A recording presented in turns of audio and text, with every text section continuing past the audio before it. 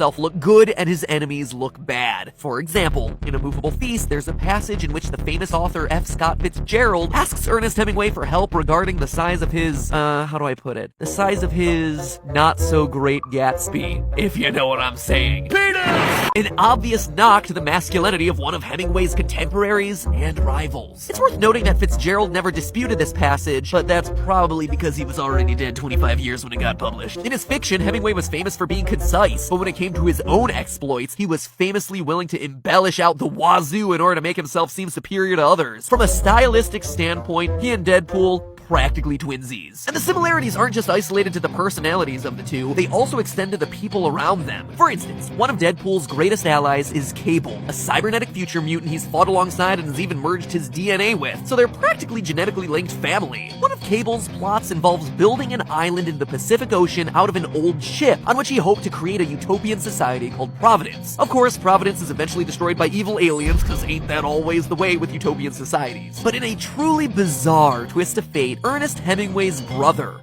so again, a partner in life who is connected through DNA, did almost the exact same thing. Lester Hemingway decided to create his own island nation in the 1960s, which he did by stringing together large rafts and weighing them down with an engine block only a few miles off the coast of Jamaica. He actually did this, and while this might sound like the plan of someone whose wardrobe consists mostly of aluminum foil, it was generally an organized operation. The island, which he called New Atlantis, had a flag, it issued postage, it even wrote a constitution before it was destroyed by storms just a few years after its creation. Granted, this isn't direct proof that Deadpool and Hemingway are connected just because they share a guy who they're also genetically related to in some capacity who decided to do this random island experiment, but what are the freaking odds of that one? How many comic book arcs are there of man-made islands? How many instances of man-made islands are there in real life? And how many of those two instances are crossing over in each other's movie trailers? But the comparisons between Deadpool and Hemingway start to get really interesting when you start to look at their biographical similarities. For one, they were both skilled military types. Deadpool was originally a member of the US Army Special Forces, but as someone unwilling to follow orders and protocol, he found much more success in his paramilitary mercenary work, for which we all know and love him. Hemingway also wanted to be a part of the military, attempting to enlist to fight in World War I, but they turned him away because of his poor eyesight. He still had a desire for combat though, so Hemingway ended up as an ambulance driver in World War I. And in the early stages of World War II, when Hemingway was living in Cuba, he convinced the Cuban government to let him outfit his fishing boat with machine guns and hand grenades so that he could attack any German U-boats that he spotted.